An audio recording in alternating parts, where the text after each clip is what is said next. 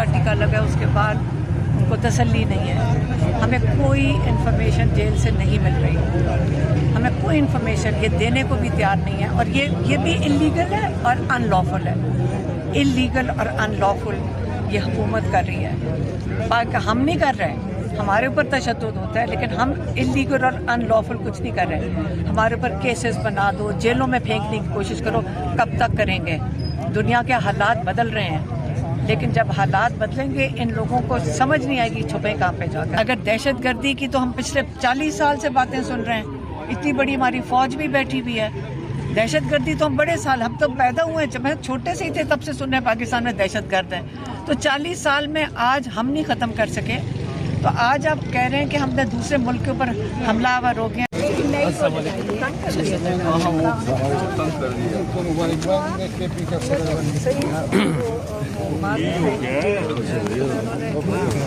मुजाहिद बना दिया इसको, रेस्क्यू किया रेस्क्यू हो गया, लेकिन मुजाहिद है और बहुत दिन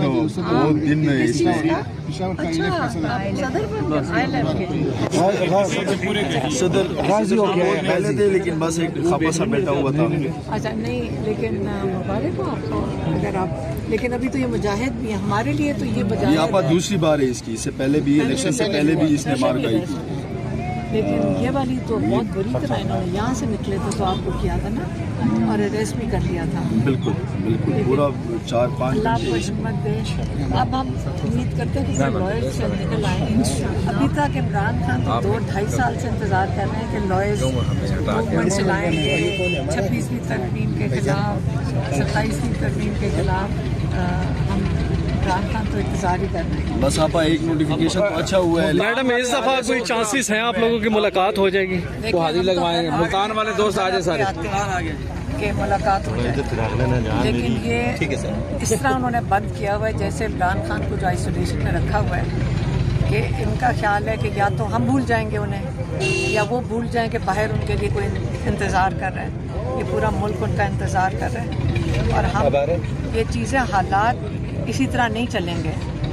जो उनका इलाज नहीं करवा रहे, हमारा मकसद मुलाकात से ज़्यादा देखना तो बिल्कुल चाहते हैं, लेकिन ज़्यादा प्रायोरिटी हमारी उनके इलाज की है। उनका इलाज बहुत ज़रूरी है। हम जितने परेशान असल में हुए हैं जब से उनकी आँख का हमें पता चला है और मुलाकात नहीं हो रही है, और हमें ये भी पता है कि जब दूसरा टीका लगा उसके बाद उनको तसल्ली नहीं है। हमें कोई इन्फॉर्मेशन जेल से नहीं मिल रही, हमें कोई इन्फॉर्मेशन ये देने को भी तैयार नहीं है। और ये भी इलीगल है और अनलॉफुल है। इलीगल और अनलॉफुल ये हुकूमत कर रही है, बाकी हम नहीं कर रहे हैं। हमारे ऊपर तशद्दुद होता है, लेकिन हम इलीगल और अनलॉफुल कुछ नहीं कर रहे।